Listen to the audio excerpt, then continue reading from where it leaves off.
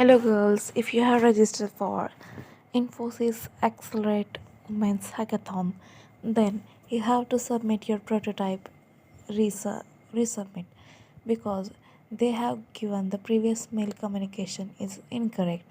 So you have to submit your prototype on springboard-support@infosys.com. So please resubmit your prototypes and please complete your submission by emailing before 16th of March 2025, and you have to submit your prototype using Infosys Springboard registered email ID only. Mention your current city, theme for I Accelerate Women's Hackathon, then attach the submission file name. And as you know, your file name should be a naming convention should be is equal to theme name underscore project title underscore full name dot pdf.